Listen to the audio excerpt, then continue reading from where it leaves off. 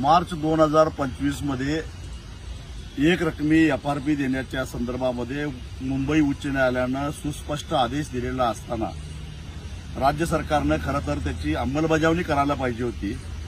परंतु जुलै महिन्यामध्ये राज्य सरकार सुप्रीम कोर्टामध्ये त्याला आव्हान याचिका दाखल करून स्थगिती मागितली।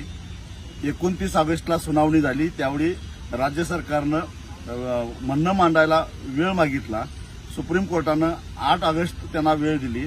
8 ऑगस्टला त्यांच्यापैकी कुणीही वकील गैरहजर राहिले नाहीत, म्हणून सुप्रीम कोर्टानं आजची म्हणजे 12 सप्टेंबरची तारीख दिलेली होती।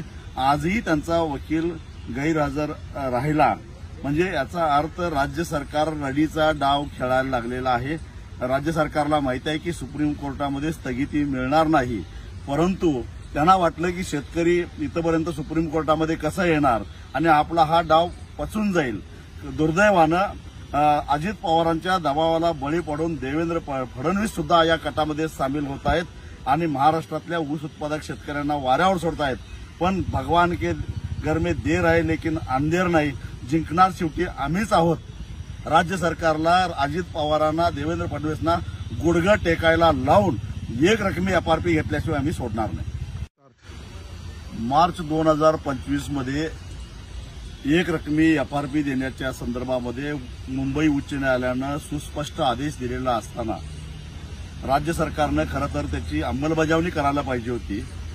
परंतु जुलै महिन्यामध्ये राज्य सरकार सुप्रीम कोर्टामध्ये त्याला आव्हान याचिका दाखल करून स्थगिती मागितली।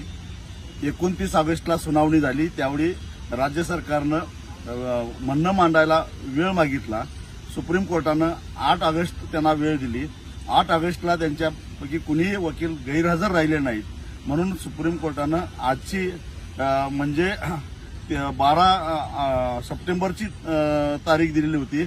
आजही त्यांचा वकील गैरहजर राहिला, म्हणजे याचा अर्थ राज्य सरकार रडीचा डाव खेळायला लागलेला आहे। राज्य सरकारला माहिती आहे की सुप्रीम कोर्टामध्ये स्थगिती मिळणार नाही, परंतु त्यांना वाटलं की शेतकरी इथपर्यंत सुप्रीम कोर्टामध्ये कसा येणार आणि आपला हा डाव पचून जाईल। दुर्दैवानं अजित पवारांच्या दबावाला बळी पडून देवेंद्र फडणवीस सुद्धा या कटामध्ये सामील होत आहेत आणि महाराष्ट्रातल्या ऊस उत्पादक शेतकऱ्यांना वाऱ्यावर सोडतायत। पण भगवान के घर में देर आहे लेकिन अंधेर नाही, जिंकणार शेवटी आम्हीच आहोत। राज्य सरकारला, अजित पवारांना, देवेंद्र फडणवीसना गुडघा टेकायला लावून एक रकमी FRP घेतल्याशिवाय आम्ही सोडणार नाही। मार्च 2025 मध्ये एक रकमी FRP देण्याच्या संदर्भामध्ये मुंबई उच्च न्यायालयानं सुस्पष्ट आदेश दिलेला असताना राज्य सरकारनं खरं तर त्याची अंमलबजावणी करायला पाहिजे होती। परंतु जुलै महिन्यामध्ये राज्य सरकार सुप्रीम कोर्टामध्ये त्याला आव्हान याचिका दाखल करून स्थगिती मागितली। 29 ऑगस्टला सुनावणी झाली, त्यावेळी राज्य सरकारनं म्हणणं मांडायला वेळ मागितला। सुप्रीम कोर्टानं 8 ऑगस्ट त्यांना वेळ दिली। 8 ऑगस्टला त्यांच्यापैकी कुणीही वकील गैरहजर राहिले नाहीत, म्हणून सुप्रीम कोर्टानं आजची म्हणजे 12 सप्टेंबरची तारीख दिलेली होती।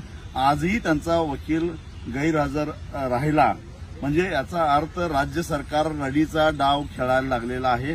राज्य सरकारला माहिती आहे की सुप्रीम कोर्टामध्ये स्थगिती मिळणार नाही, परंतु त्यांना वाटलं की शेतकरी इथपर्यंत सुप्रीम कोर्टामध्ये कसा येणार आणि आपला हा डाव पचून जाईल।